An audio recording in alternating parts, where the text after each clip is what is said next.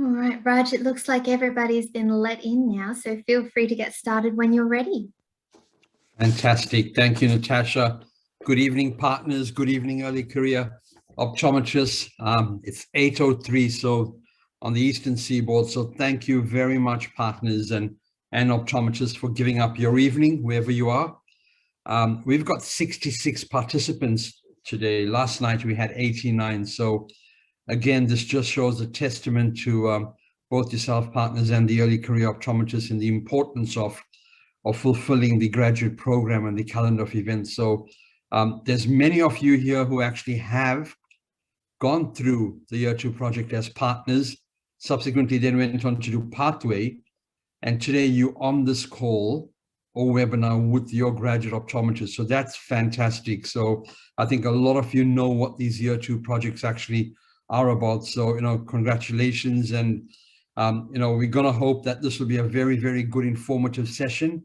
We will try and hold to timeline. So we should have it all done in about an hour and 5 minutes tops if we can.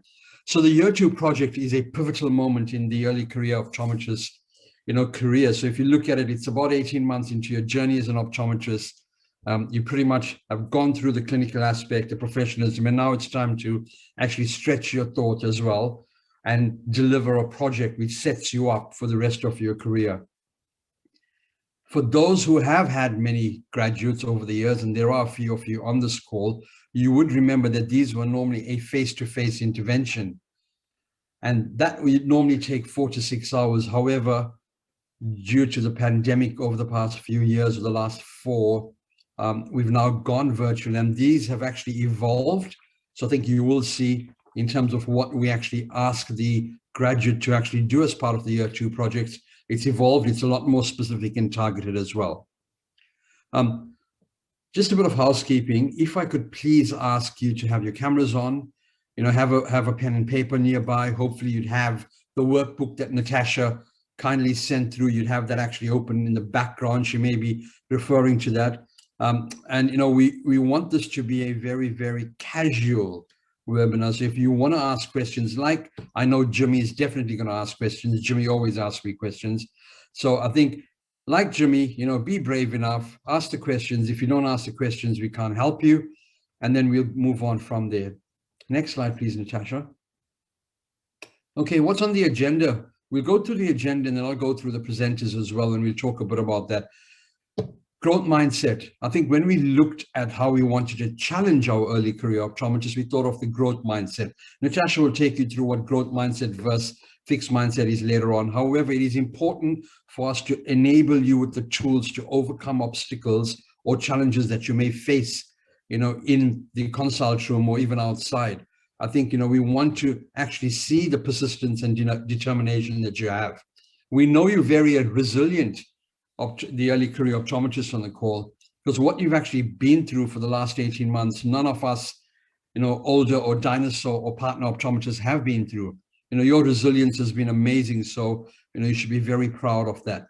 Coupled with that resilience, and this is a massive shout out to the partners on this call, the graduate program over the past 5 years has got a 95% retention rate.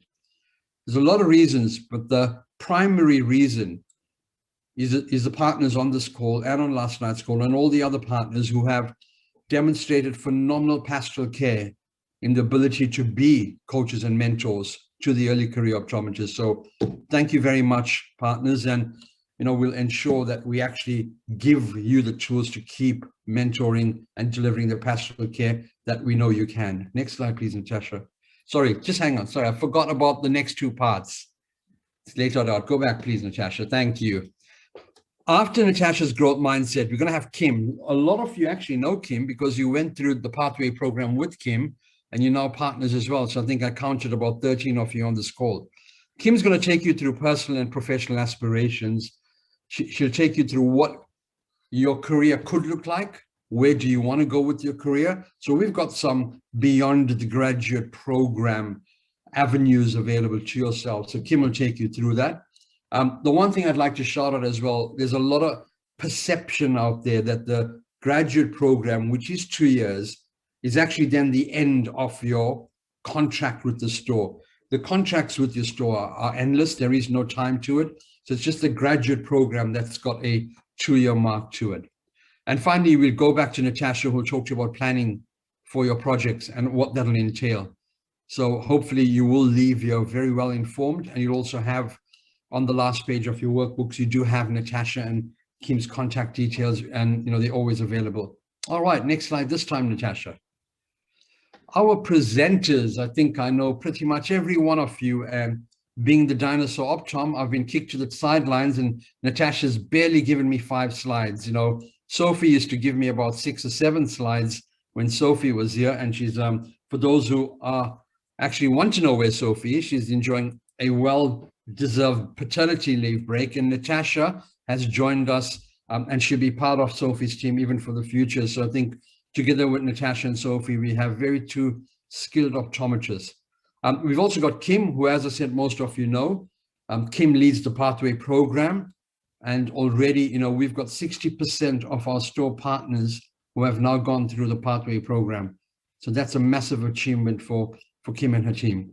And finally, we have Deanna, who's kindly come on to actually help us with her project. So you'll actually know, and you'll be able to see what good looks like when Deanna actually goes through her project. Deanna's from Flinders University. She's at our Rundle Mall store, and she is an early career optometrist who definitely helps us as being a brand ambassador. And she's very passionate about sharing all her experiences, both in Rundle Mall as well as an optometrist. So thank you, Deanna, for giving up your night. Next slide, please, Natasha. All right, Natasha's details are up there. So I think there's 73 of us. So all 73 of us are now going to send her an email just to make sure that I actually get back at her for the 20 emails that she sent me in the last hour as well. That's Natasha's details there. Please, I know Natasha, just like any member of my graduate team, they're very, very, supportive. We have, we have strict guidelines where in 24 hours, every one of my team will get back to you. So you will find you're not going to go unnoticed. And Kim is there also providing support. Next slide, Natasha. And I think I now hand it over to you to kickstart this. We got one more. You put in a slide. Oh, it was there. The support team. This is a wow moment. So, take a moment, partners in early career optometrists, look at that support team. It's not because 3 optometrists in my team is not enough that we've got another 4 to help you. It's, again, we're being more prescriptive in what we want you to choose as a project topic. So what we've done, we've actually added the subject matter experts to actually help you on your journey. So we've got Gina, who's our head of clinical services, Cindy, who's our head of professional services, Dr. Joe Paul, who's our optometry development consultant, Alyssa Lee, who a lot of you may know as a CPC. And we've also got Hayden, who will help us with the reporting. So together with Natasha, Kim, we've got this, these people also to ensure that you have a phenomenal experience in undertaking this project. And I'm sure Deanna's sitting back saying, why didn't I have this support when I did mine? Most certainly, we have seen an evolution of this. So I think you are going to enjoy the support, this structure that we've got for you. I think that's finally my time out, Natasha. I've taken all of 8 minutes, so sorry about that. And I'm going to let you rock and roll with your stuff. And please, partners in early career optometrists, I'll monitor the chat. So if you have some questions relating to tonight, please pop them up there and we will attempt to answer them as quick as we can. Thank you, Natasha. Thanks, Raj, for such a great introduction and welcome to everybody. I do see some familiar faces online tonight, which is great. For anybody who haven't had the chance to get to know yet, I would like to just properly introduce myself to all of you. So my name's Natasha. It's not that long ago that I was in your shoes, dreading my own Year 2 project, but hopefully I can use my experience from my time in the graduate program to help develop this element of the graduate program to best suit your professional development so that you all find it really beneficial to your journey. Before I begin, again, I'd just like everyone to put your cameras on. We really want to get to know you all, and we'd like to be able to put a name to a face. So if you don't already have it on, please do put your cameras on. It helps us to understand your responses to the content, and it also helps me know if you're following along or if you're there or not, and I'm not just presenting to a bunch of blank screens. So thank you. we're going to begin by talking about growth mindset. So what on earth is growth mindset? You might be thinking, why is this important to me? Well, I guess the first question I ask you is, why do you do the things that you do in the test room? Why do you recommend a super clear coating on a pair of glasses? Is it because you understand the benefits of it and you know that it's going to impact the quality of vision for your patient and help them get the best vision from their glasses? Or is it just because you've been told to do it by a mentor or in a graduate webinar? You're far more likely to recommend the coating if you understand what it does and the impact that it can have. And understanding our mindset can be really powerful to our outcomes as well. So we're going to talk about growth mindset. So those who embrace a growth mindset report feeling far more empowered and committed to their development. They're also more likely to take on challenging tasks and also view failure as an opportunity to improve, a key ingredient to realize one's potential. So we're going to do an activity together to better understand our mindset. So in your workbooks, if you've got the workbook open, on page 4, you're going to find this activity. But feel free to just use a pen and scribble down on some paper if you like. What you need to do is write down the corresponding number that matches your opinion for the coming statements. So if you strongly agree, then you write down the number in that column for that question. I hope that makes sense. So we'll get started. The first statement is, your intelligence is something very basic about you that you can't change very much. So if you strongly agree, you put down a 0. If you strongly disagree, you put down a 3. So pop down the number and we will move on to the next statement. The second statement, no matter how much intelligence you have, you can always change it quite a bit. Again, pop down the number that corresponds with your opinion. Moving on. Only a few people will be truly good at something. You have to be born with the ability. Again, just popping down the number that correlates with your opinion. Next statement. The harder you work at something, the better you will be. Next statement, I often get very angry when I get feedback about my performance. Again, just pop down the number that corresponds to your opinion. We'll move on to the next page. I appreciate when people, peers, and managers give me feedback about my performance.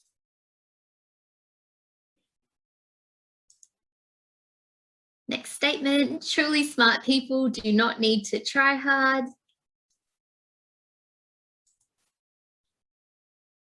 The next statement, you can always change how intelligent you are. The next statement, you are a certain kind of person and there's not much that can be done to really change that. Again, just pop down the number. And I enjoy learning new things. Last one, just pop down the number that corresponds with your opinion. When you're done, add up all the numbers that you've written down. I'll give you a moment to calculate your results, but just add up all of the numbers that you've popped down so far.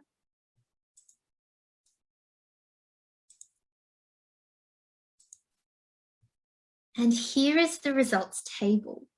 So from the number you accumulated from your responses, you can determine where you stand on the fixed to growth mindset scale. This isn't, an entire sort of result. This is a very basic activity, but it might help give you some understanding of your mindset, the position of your mindset. This table and this activity is in your workbook, so feel free to, do it again in your own time and add up your results and see how you went with it.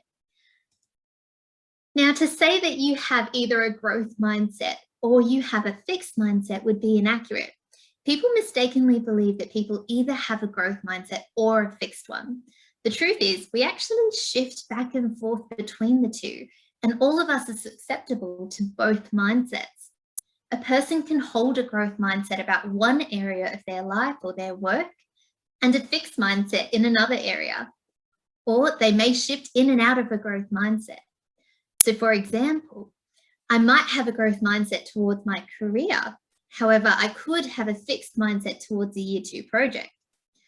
Taking it a step further, I may not know a lot about the year 2 project and may feel like it's a lot of effort and I don't see the benefit, and I revert to a fixed mindset towards the project, despite wanting and caring about career progression. In your workbooks, you're going to find another activity that I'm going to ask you to do following the webinar. Do it in your own time. This activity looks at how we tackle challenges and how we achieve amazing outcomes. Think back to your biggest personal or professional achievement so far. I ask that you reflect on the following questions. Starting with, what was the reason that you were unsure, fearful, or hesitant in starting a challenge?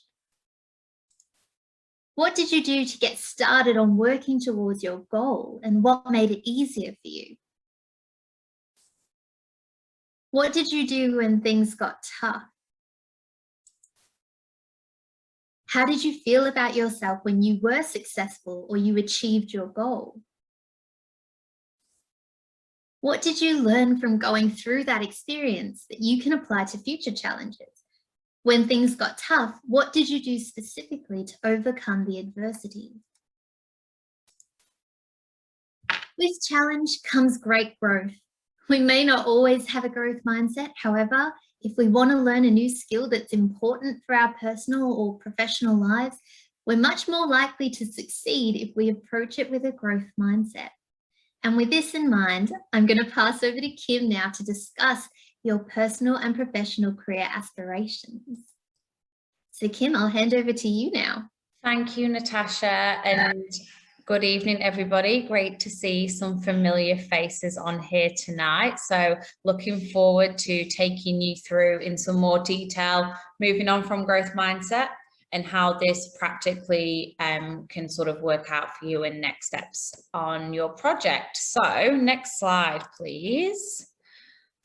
The first point of call is to, with your growth mindset and openness, think about where you are at currently. And this is where we need you to reflect on your current status in terms of where you're at in your career, in your development journey. So I'd encourage you to take some time to think about what your main strengths are. What are the areas that you feel you require some further development in? And not only is it important to identify these areas, it's also really important to ensure that we're thinking about areas that we're passionate about and that we want to explore further that are going to help enhance our development. As well as taking this time to self-reflect, we can also seek and receive feedback to have a better understanding of where we're at. You may want to consider reviewing store reports, or asking your mentor for feedback, asking your team, even seeing patient feedback and utilising streams such as Maze. It's important to remember that being an optometrist is much more than sole clinical ability. So as you're reflecting on your strengths, your development needs and interests, I also really encourage you to consider the following areas. Clinical and technical, so disease diagnosis, contact lenses, your interpersonal and soft skills, thinking about communication, leadership ability, and retail and business skills is important as well. So thinking about productivity, business acumen, and commercial awareness. So that's all around sort of reflecting and thinking, etc. So I want to take it a little bit further and talk about apologies and talk a little bit about putting a bit of a structure to your analysis. So next slide, please.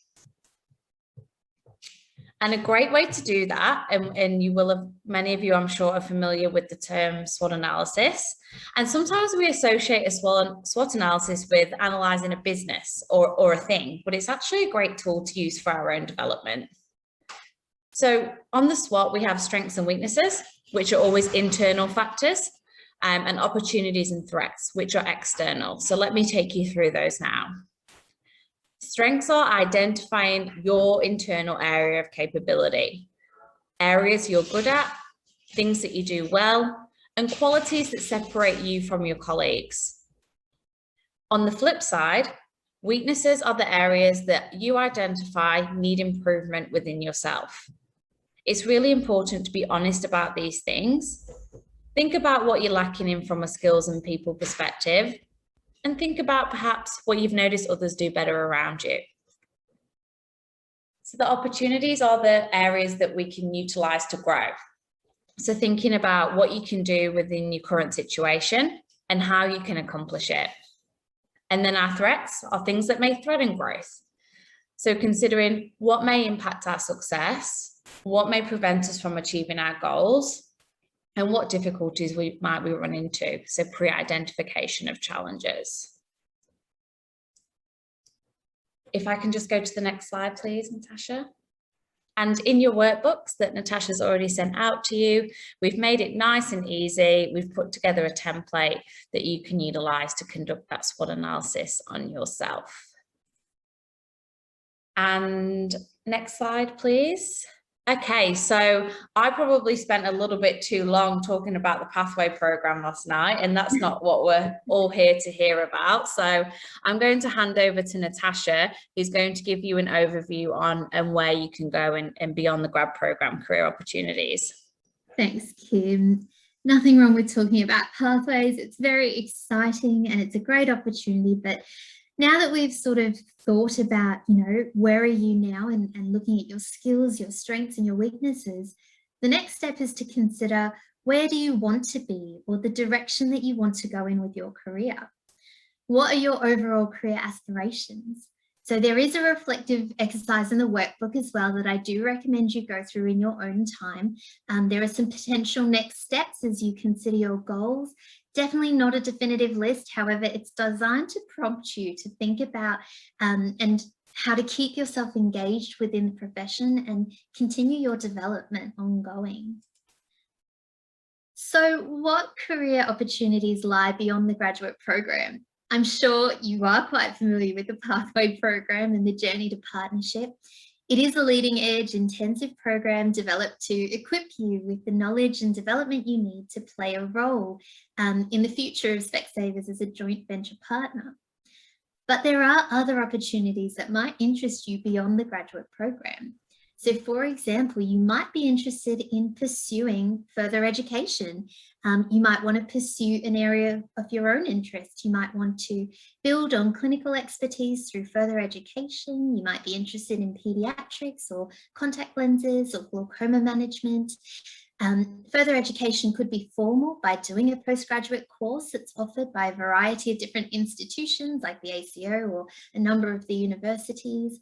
Or it could be informal by doing self-directed learning and CPD events and forums with other uptoms. You might be interested in doing a myopia control course, or you might be interested in, in joining many of this, Specsavers optometrists who have pursued study in an area of interest and then applied their clinical knowledge and skills within their Specsavers store and really built a reputation in their community based on their experience and their expertise. You might have bigger goals and wish to help the optometry team pilot some new technology in store, or might even desire to work at support office like myself and maybe some of the other people who are going to be supporting you with your projects. You might be interested in clinical excellence and clinical efficiencies and like to be a clinical performance consultant who are the optometry field team for Specsavers. You might be interested in networking and in-region relationships and might be interested in being an ambassador who assists in organising networking events in region, or interested in being a brand ambassador like Deanna on our call today, working on collaborative relationships with other organisations as well.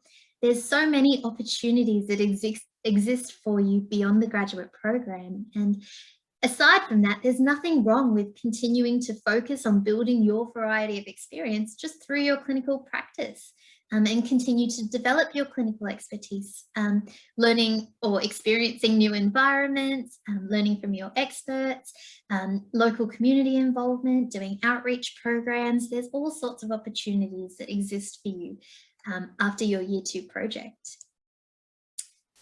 So this next section contains all the fun stuff, all the relevant information to assist you in planning for your projects.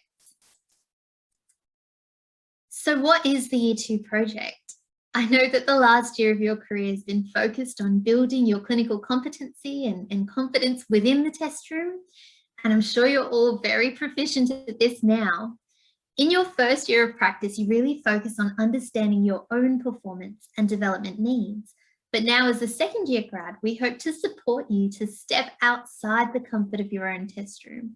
Start understanding the performance and development needs of your store and your team. Now's the time to step outside the comfort of the test room and apply what you've learned throughout your optometry career so far, and expand your knowledge and skills in areas where there's potential for further development to really make an impact and positive changes to yourself, your store, and your community. Your knowledge and ability to apply it is really valuable, and through this project, you have the ability to make practical, hands-on changes to reach an outcome that you're seeking to achieve. We hope that through the project, you're able to identify a personal or professional development need of your own, which could include building leadership skills, public speaking skills, maybe coordination skills or collaboration skills. The project runs for approximately 16 weeks, over the course of which you'll plan, develop, implement, and present your project. Of course, you're not going to be alone in this. You'll be supported by the support team at Support Office, as well as supported by all of your partners who have joined the webinar tonight just to support you. At the conclusion of the project, it'll be time for you to share your project journey, the outcomes, and the benefits to you, your store, and your patients. But we'll talk about that a little bit later. So many of you might be thinking, why do a project? What's in it for me? And the partners online might be wondering what's the benefit for them. The project focuses on supporting graduate optometrists to build clinical, professional, and commercial excellence. It gives you the opportunity to further develop your skills and knowledge. The impact of having a hands-on and motivated graduate driving positive outcomes can have a hugely influential result in store. Graduates, you have the opportunity to influence change. You might have observed something that's really not working well in your store. It might be your pre-test or your visual fields process, could be your triage, your diary management, contact lenses, whatever it is. You have the ability to improve these processes in your store to make your lives easier as an optometrist. More importantly, you have the ability to work towards better processes that might result in improved patient outcomes for your patients, helping ensure that you're helping patients get the care that they deserve, helping your optometry team to change lives through better sight. That might involve strengthening working relationships within your team by hosting team trainings, or that might involve collaborating with other optometrists or strengthening interprofessional relationships to strive towards better referral systems just to enhance patient outcomes. We hope to help you strengthen your skills in an area of your own interest to better support your own career goals.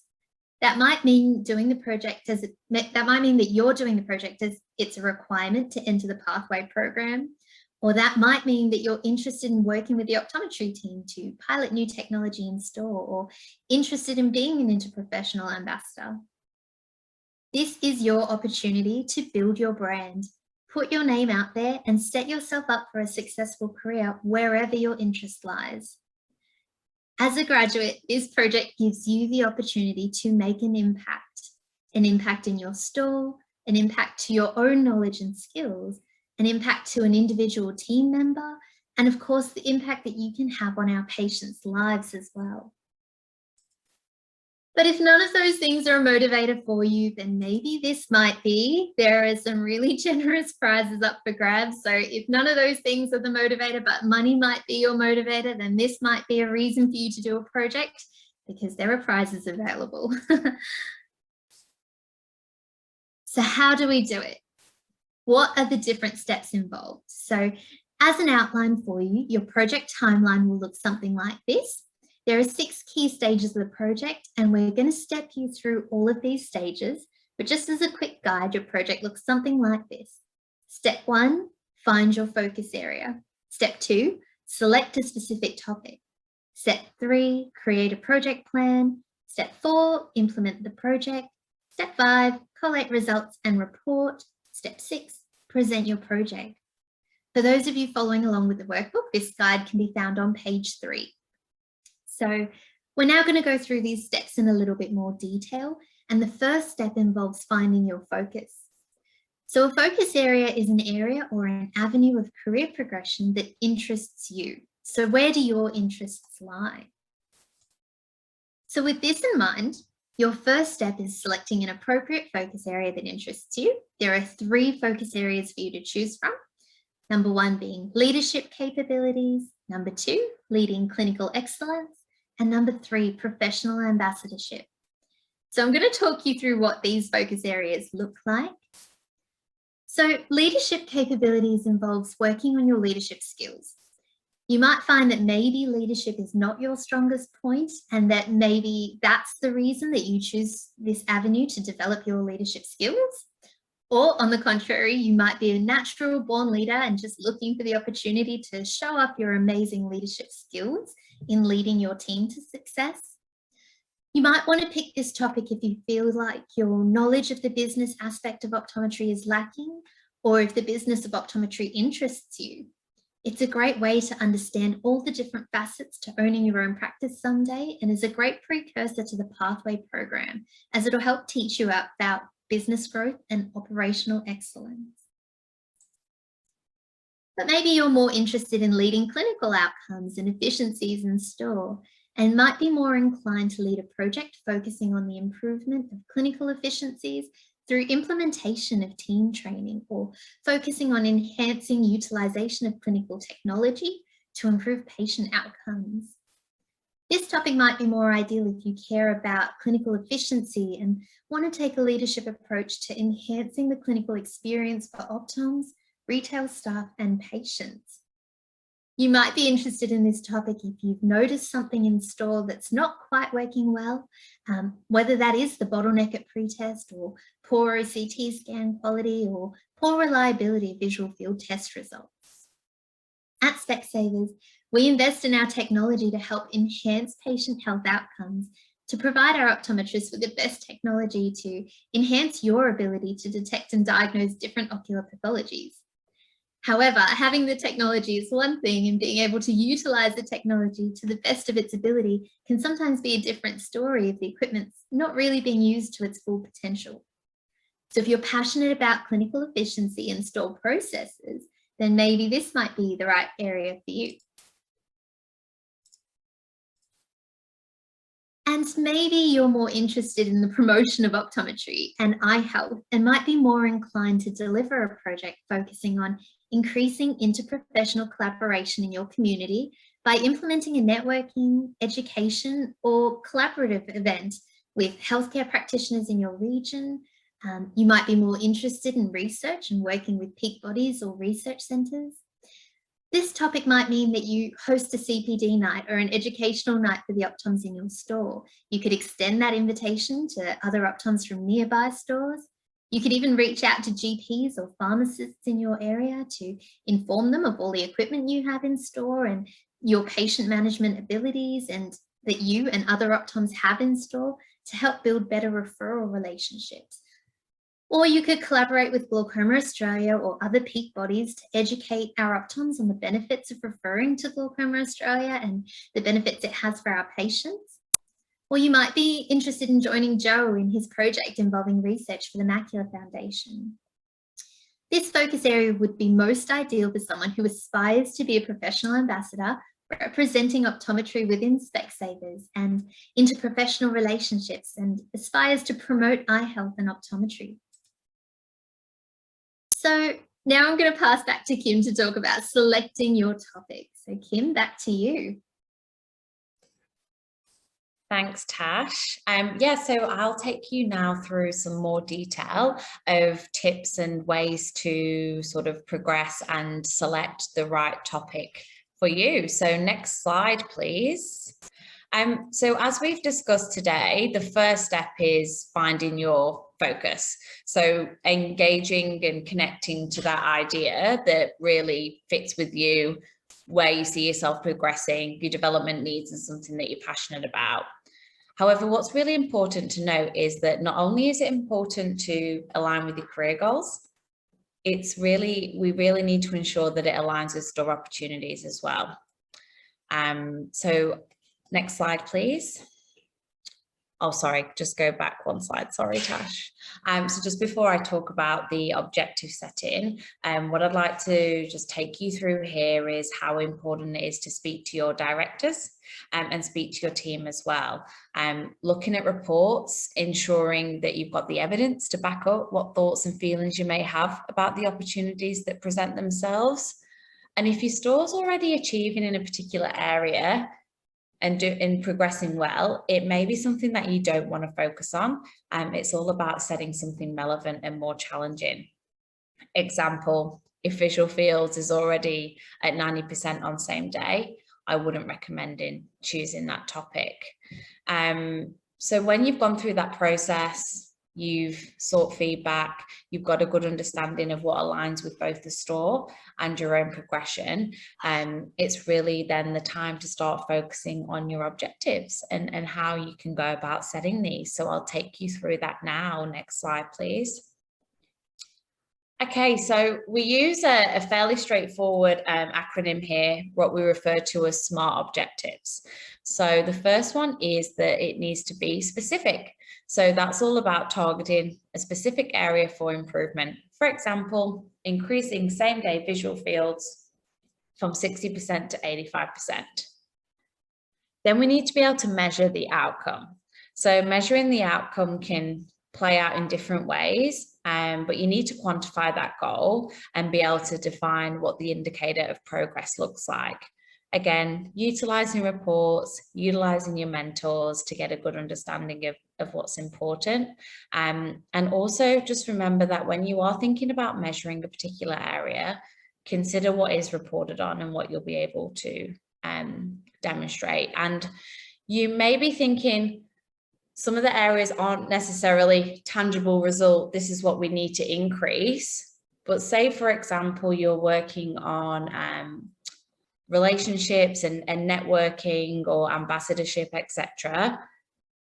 Assessing prior engagement, post engagement through feedback surveys and successive events or things that you're working on is as good a measure as a report too. So just bear that in mind, that there's always measures for all three of our chosen areas, which is why we've put these forward. It needs to be achievable. So this is a few-month process. We want you to be able to achieve your goals. So just consider that it's realistic and achievable in terms of what you're trying to get to. And relevant. So that's what a key thing here is, the relevance, as we've talked about tonight, to you, your development and the store. And timely. So going back to achievable, ensuring that you're considering the time allocated and you've got those milestones to help really keep you on track with the times measured. And that's what contributes to our SMART objectives. Next slide, please. So just to wrap this up, 3 key things for you to take away from this evening in terms of choosing your topic. It aligns with your personal development needs and interests. It aligns with the opportunities in the store and also your professional goals and where you're considering taking your future career. To give you an example, sorry, just go back. You may be feeling that clinically you've got a level of high competence, knowledge and skills outside of the testing room are not where they could be. You're not always attending team meetings, not as knowledgeable about product, reports, results, etc., and what's going on around you. And perhaps there's a lack of confidence in your leadership ability. However, future focus you is thinking, I'm really interested in becoming a joint venture partner. So I need to address some of these gaps to start on my journey. And after discussing with my mentor, I can see the opportunity lies within upskilling the team in their knowledge, their communication about the new lifestyle lenses. So this could lead to a topic example of lead team training to improve product knowledge, refining the language that team members use when discussing the products to improve sales. So that's just a bit of an example of how you can think about this and then the kind of topic that may come off it. Okay, next slide, please. So project planning. So lots of ideas have been going around. So now we need to talk about, okay, how do we put this into practice and what do the steps look like from here? Next slide, please. So we have the timeline on the screen and I'm going to take you through that. Just as a side note, your workbook is a great guide to help you planning. The support webinars are going to further assist in helping you plan too. But in terms of timeline, so here we are, 22nd of June. Can we believe where this year is going? But this is our intro to year 2 project. So this is giving you the insight and the understanding of what this all looks like and some food for thought. Then the week commencing the 5th of July, there's going to be the 3 support webinars across the 3 topic selection areas. So you may be thinking a little bit of uncertainty around which area you think is going to best suit you. Come to all of them. We're more than happy to have you guys there every night.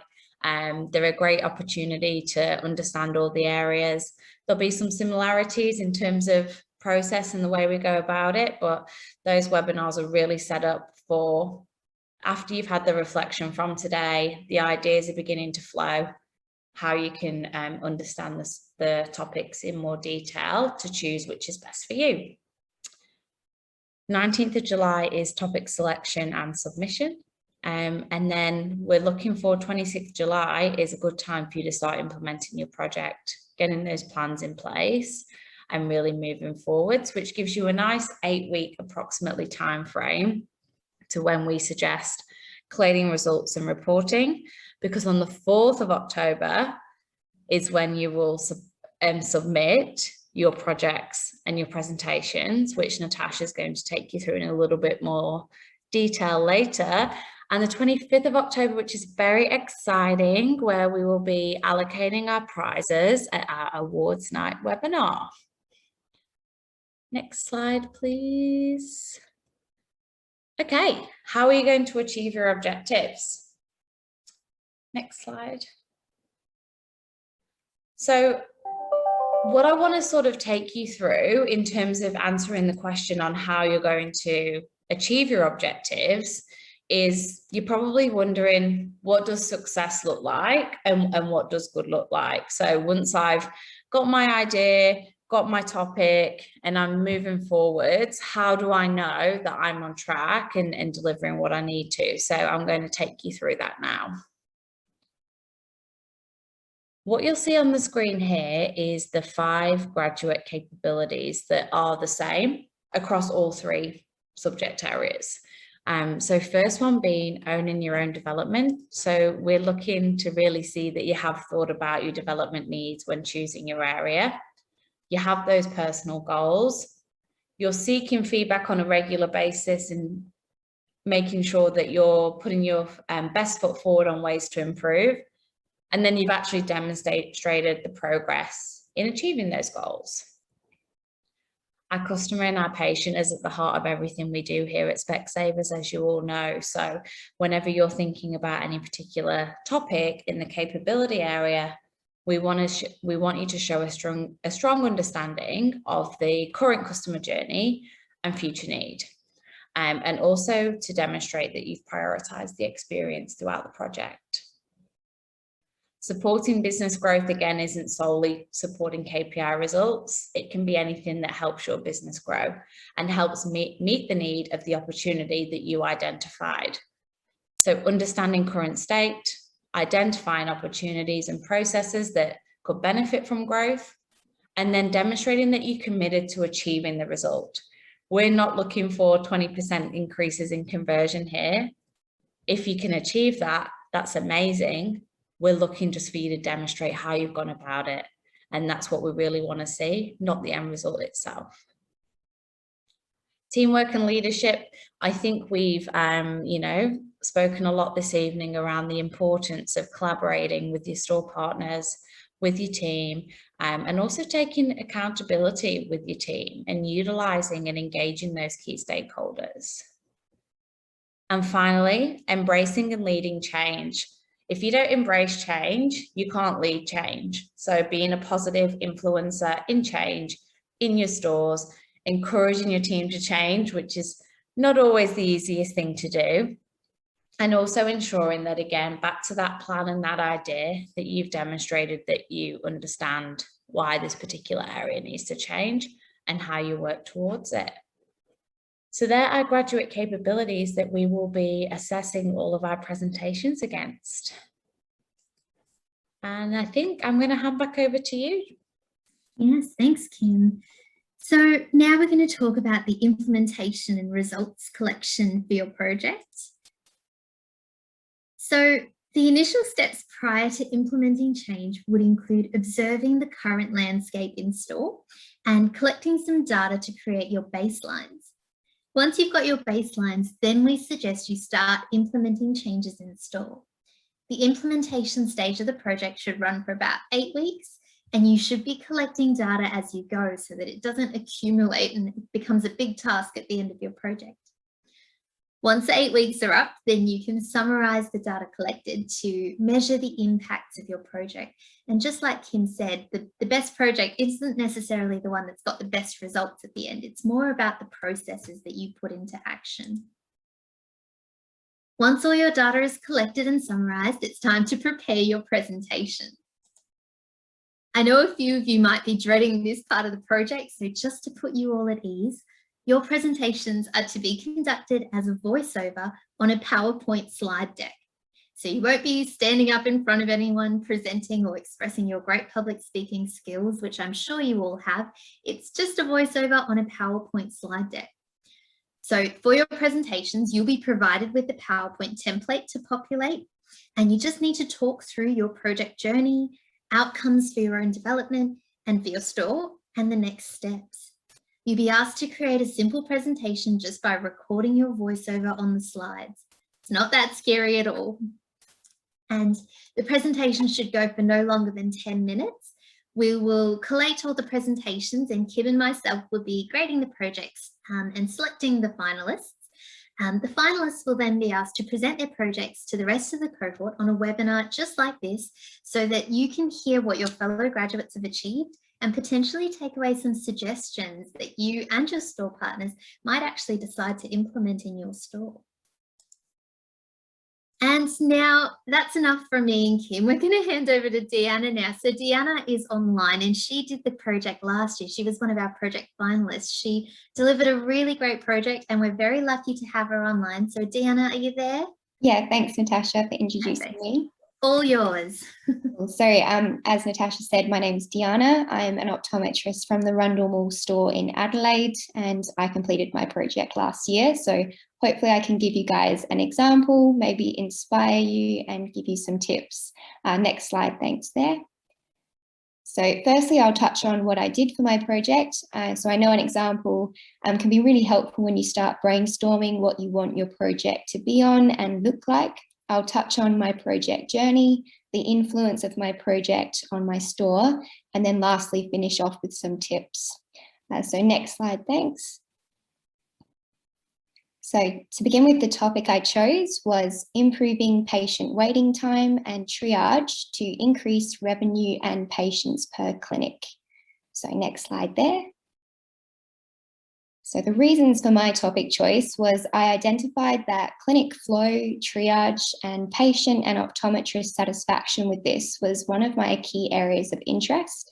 So the Rundle Mall store is a high volume practice, and a good majority of our patients are business workers who expect the fast-paced care with minimal waiting. Our store also had Maze feedback that demonstrated our patient satisfaction with our waiting times was actually below the state average. I'd also just observed in store myself that our patients had relatively long waiting times, and our triage process was also just in need of some improvement. Next slide, thanks. So from my interests and the observations I made, I set out my project to decrease patient waiting times, improve our triage and rolling clinic process, increase patient and optometrist satisfaction with our arrival and pre-testing processes, And from this, to improve patients per clinic by just allowing more walk-ins with our better diary flow, and improve revenue per clinic with patients just having more time to put through orders and convert there. So my measurable goals that I set was the Maze feedback, increasing it to the state average, to time that patients had shorter waiting periods. And so I sort of set a goal of having an average arrival to pre-test length of 10 to 12 minutes based on what my pre-project averages were. And then I would monitor the revenue and patients per clinic on the optometry packages. Next slide there. You might just need to click again for this one. And a click again. Perfect. So I've just placed together there a few examples of methods I used to help carry out my objectives. So the top left stamp there, that was what we used on each pre-test form, where I got the team on board with writing down the times of arrival, the pre-test start and end time, and we wrote the time that we optometrists saw the patient. I then collected this information into an Excel spreadsheet where I was able to put together the results, which I presented in graphs in my PowerPoint. The forms at the bottom are examples of just something that I chose to create to help in my training of team members, which I did one-on-one and I did group sessions. So for example, for better diary management, I created that Diary Smart template, the new triage guide on the bottom right, and the left there at the bottom is a survey, which I used to just shorten the information that we were recording on pre-test forms at that time, which was increasing our arrival time length. And next slide, thanks. So a brief overview of the outcomes, which I presented through graphs in my PowerPoint. So it included a decrease in the proportion of patients with longer waiting times, managed to get the Maze feedback on patient satisfaction with our waiting times to reach the state average. We had a decrease in the median waiting time, increase in patients and revenue per clinic, and we observed better diary management and triage processes. We also had a stronger clinic coordinator role, which was a part of my project, was working to have a stronger role and better patient flow. And next slide, thanks. So I found completing the project an enjoyable experience as I got to see the improvements I wanted to be made in store in action. There were many challenges throughout my project, but it made the outcome more rewarding.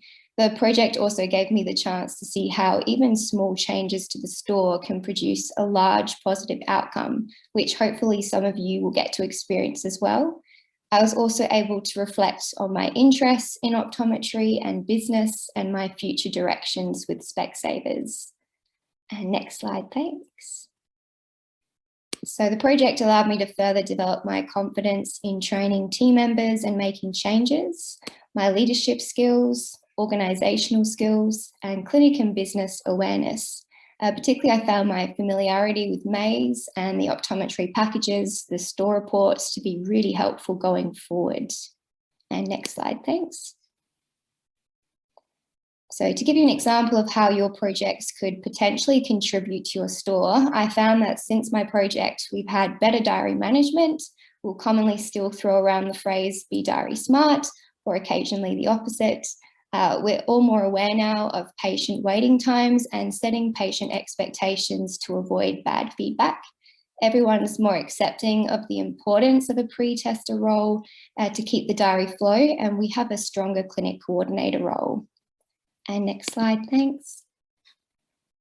So the advice I would give to you all in selecting your projects would to make sure you align it with your topic or topics of interest. It'll just make the project more interesting and enjoyable, and it won't feel like work. Also just reflect on what those potential areas professionally or personally that you may want to further develop and what topics could help with this.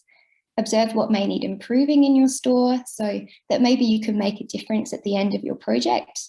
And check that your topic does have some form of measurable outcome, as the others have mentioned before, so that tracking the results is possible. Next slide there. So for carrying out your project, as I'm sure you're all aware, setting a plan is important, so you know when different parts of your project or gathering information need to be completed by. And this plan is good to communicate with your team. It's also important to have some flexibility with your timeline in case some parts of your project can end up taking longer than what you expected. just to help keep you on track. I, for example, ended up having my tonsils out near the end of the completion of mine, so it's lucky I aimed to actually finish it a bit earlier. Be prepared for challenges. There'll always be something that pops up that you may not have thought of, so being prepared to take on some challenges is a good mindset. Organising protected time where you can work on your project is helpful so that you don't need to do it all at home after work hours. So you can speak to your directors about what you may need to complete your project. And lastly, be prepared that the outcome to your project may not be completely what you set out for.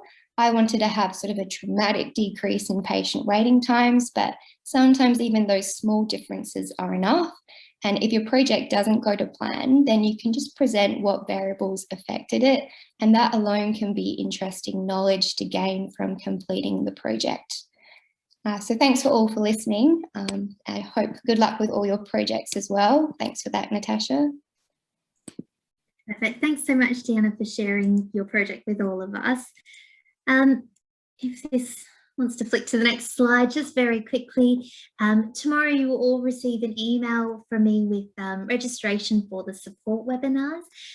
All of these key dates are in the back of your workbook, so just as a guideline or a timeline of where you should be at different stages of the project. Just click on here. As I mentioned before, so following these introductory webinars, you'll get the registration form to attend a support webinar.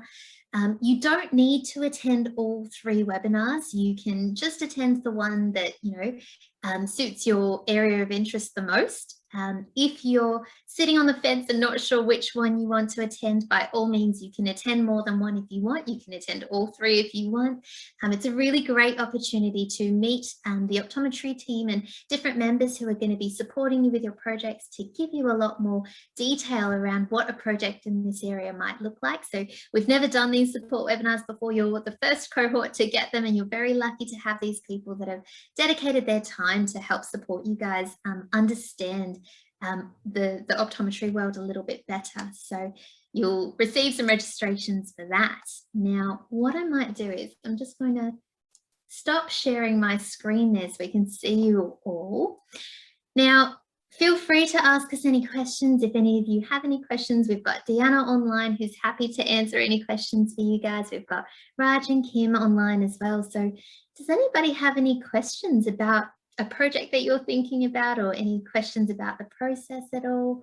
Feel free to come off mute and just ask a question if you like.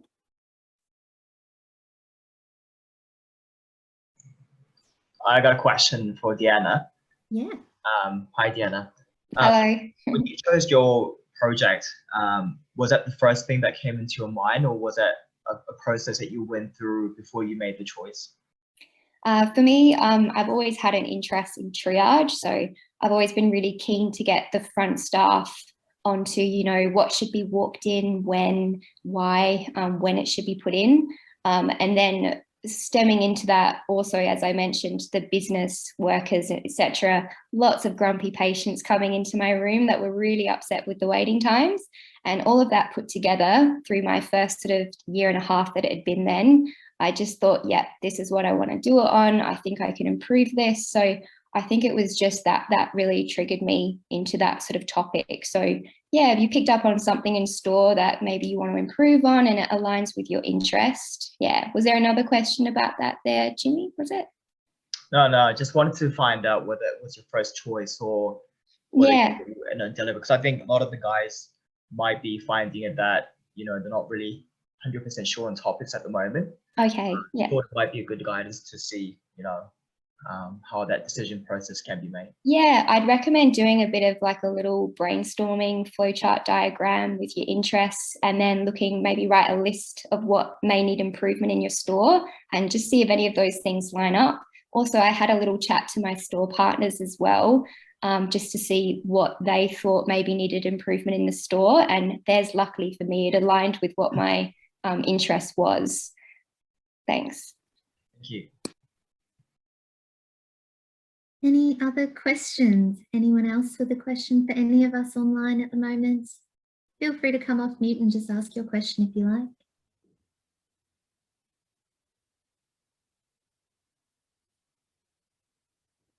Don't be shy. Feel free to ask while you have us. We had 17 questions yesterday. We had one, and Jimmy always asks a question, so it's not really a question because it's Jimmy.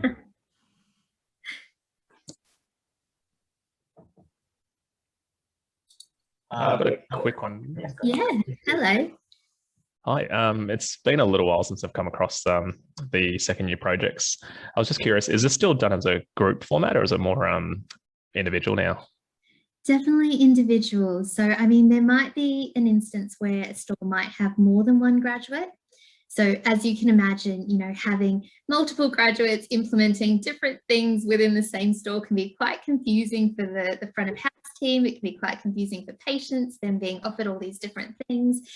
So in the event that you've got more than one graduate in your store, we'd probably suggest more of a group effort within the same store. But yeah, definitely more so aligned with individual goals and individual aspirations. And in the event that there are two grads in the one store, by all means, through the same project, there are different facets of the project that you can focus on that do suit your individual needs as well. Does that sort of answer your question? Yeah, awesome. Thank you. No worries. Jimmy, just going back to your question, mate, I think a project topic that's chosen collaboratively by the early career optometrists, the store partners, the senior optometrist, manager, supervisor, everyone, like Deanna said, even if everyone sits around the table and discusses it, because it's a project that's actually needs the help and assistance and buy-in of the whole team. So you've got to get the whole team on board.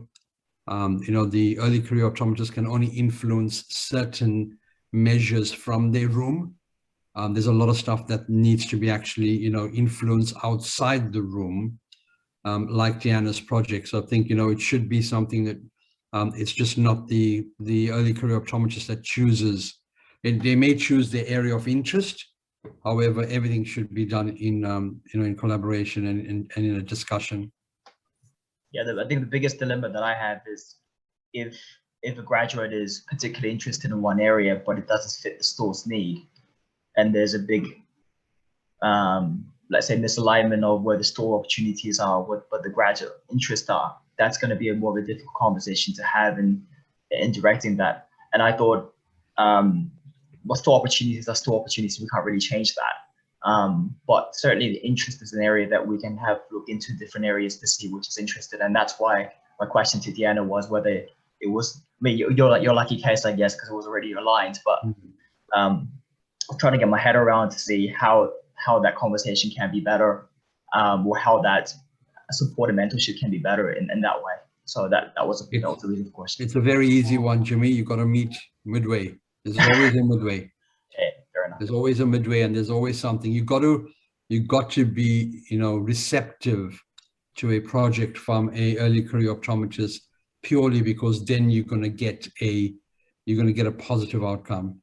You know, so I think there's got to be buy-in from everyone, and also I think this is a very short timeline that we afford for the project. So there's no really, let's just wait and see for 1 month. Okay, let's change it now and choose something else. So I think, and reach out to Natasha, myself, Kim, Deanna, Jimmy, if you need any help here.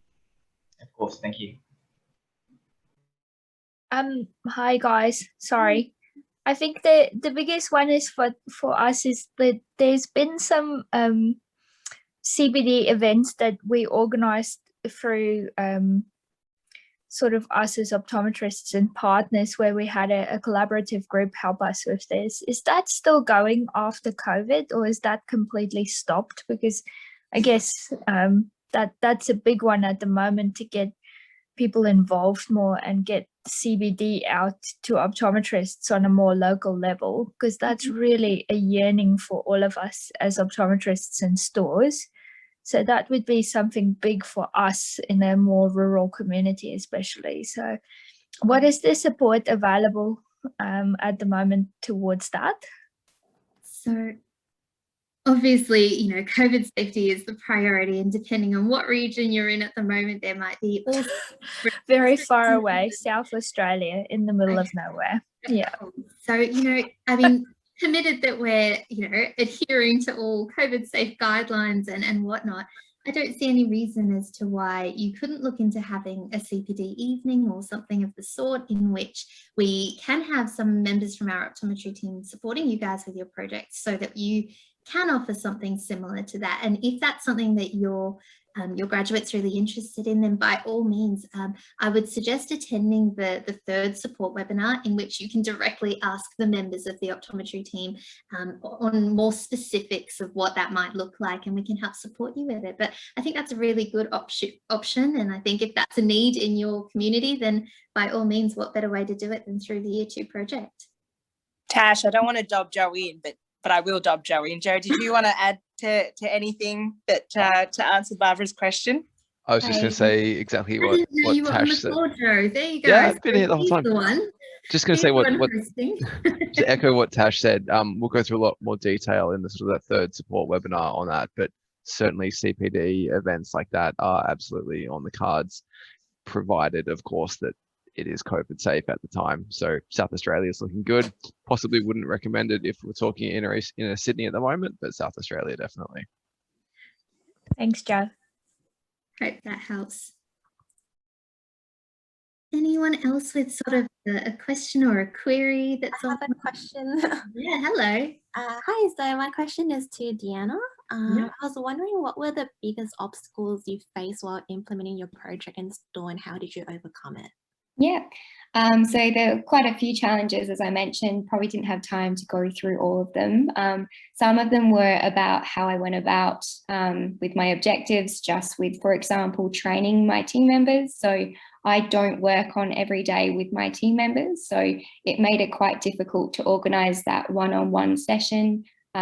My store is also a team of about 25 team members, so once again, it's hard to do sort of big groups. So I ended up having to just organise some time, which I asked with my directors there, my store partners. Could I have, 20 minutes here to sit down with so-and-so and these few people just to nut out this training? They were very supportive about it. So that was one of the challenges I overcame. For example, for me, tracking the patient arrival, end time, pre-test length, etc. You've got to get all your team members on board. There were many weeks where it kind of slipped. I was away because I was unwell with tonsillitis through a lot of it. So I kept messaging in the WhatsApp group, giving reminders to the team to keep on board with my project.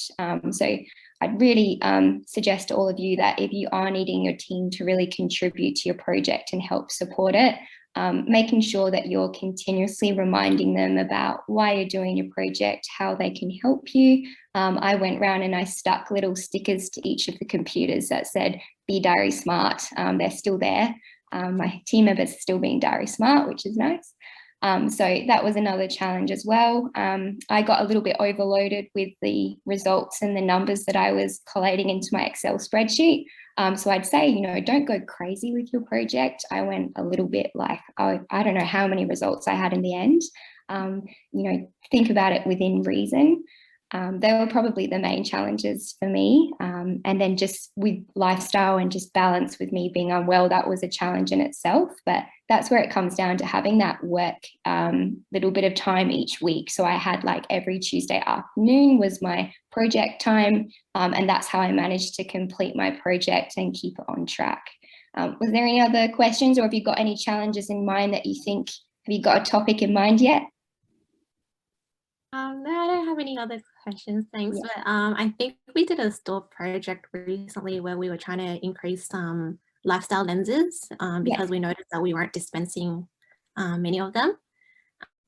We did some training, and then I did realize that there are days where we had locums in stores and then they weren't aware of what was happening. Yeah. That was one obstacle for us as well. But yeah, we overcame it by having a paper and just going through with them whenever they came in. Yeah.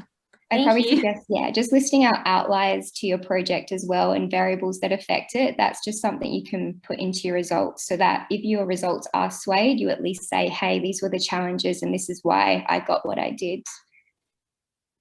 Thanks. just on that, Sheila, there's a whole new range of Supertask lenses. So if you're curious on going down that track again, you could implement a similar sort of project to what your store's done before with the whole new range of lenses. Does anybody else have any questions or queries while you've got us all online? What was the price again? The prizes, yeah, good question. I knew someone was going to ask that one.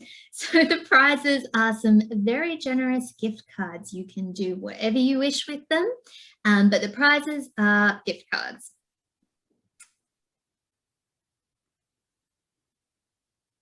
Any other questions?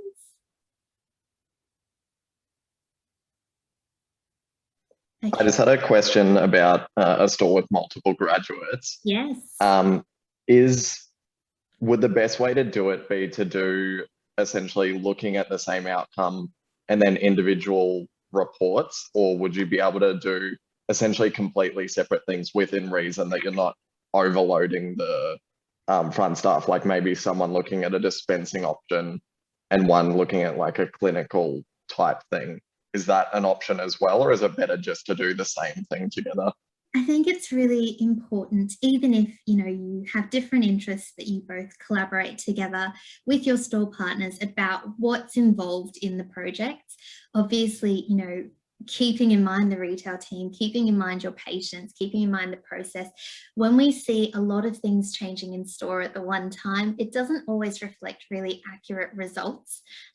Sometimes our patients can get a bit overwhelmed, and sometimes our retail staff can get overwhelmed and whatnot.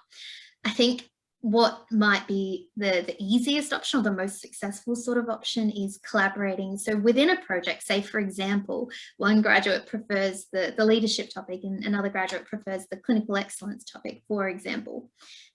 Doesn't mean that you can't work collaboratively on your project. It just means that you take the reins on different parts of the project. So maybe one graduate leads all of the training sessions and leads that sort of part, whereas the other graduate be more responsible for implementing the changes and looking at what good looks like in terms of the clinical aspect. So I do think, you know, it's a really good question, and it doesn't mean that you can't do two separate topics, but I do think you're going to get the best success if the topics do overlap and that you just take leads on different parts of the project where your own interest lies. Does that sort of make sense? Yeah, perfect. Yeah, that's great. Thanks. And it is something that I'm definitely open to discuss with you guys after the webinar tonight. You know, don't hesitate to reach out if you want to talk about your projects online, and that's open to everyone online. If you want to talk about your project, or, you know, you're not sure about something, or you just want to run something by me, by all means, don't hesitate to reach out. But hopefully that sort of helps. But when you've got some more solid sort of ideas in place and it doesn't align with the other grad in your store, then I'm happy to chat about that. Cool. Anybody else while you've got us? I know we've gone a bit over time, but does anyone have any last burning questions for us while you've got us here?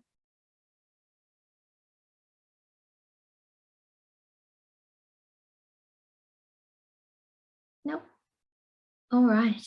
In that case, I've really liked seeing all of your faces. I'm so glad you all put your cameras on. It's been really good to talk to you guys and not just talk to blank screens. It's been really good to see you all. So thank you to everyone for jumping on. I do know it's a bit of a late night, so apologies, but thank you for joining us all.